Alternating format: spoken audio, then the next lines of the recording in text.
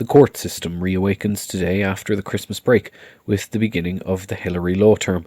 Shane Phelan reports on some of the cases that will be making the headlines over the coming months.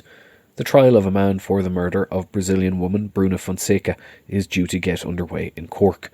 28-year-old Miss Fonseca was found dead in a flat in Cork city centre on New Year's Day in 2023. Her former partner, 31-year-old Brazilian national Miller Pacheco, is charged with her murder. Also due to get underway is the trial of a 30-year-old man over the death of his partner in Middleton, County Cork. Adam Corcoran is charged with the murder of 27-year-old Dana Walsh.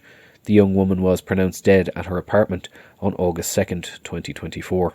With the dust yet to settle on the fallout from the Nikita Hand civil rape case, mixed martial arts fighter Conor McGregor is set to face another High Court case this March or April.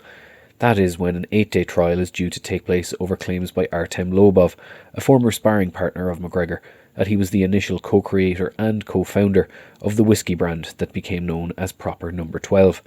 Lobov is suing, seeking the enforcement of an alleged agreement that he would be paid 5% of the proceeds from the sale of the brand. McGregor denies the claim, but did offer his former friend $1 million for what he claims was Lobov's limited involvement at an early stage in the brand's development.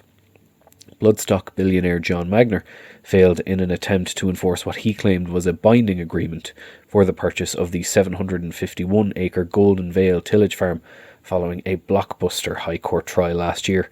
His claim was dismissed, with Mr. Justice Max Barrett concluding the Coolmore magnate had lied during the case, and Mr. Magner now faces a €6 million legal bill as a result. But 2026 is likely to bring a sequel, as Mr. Magner plans to appeal.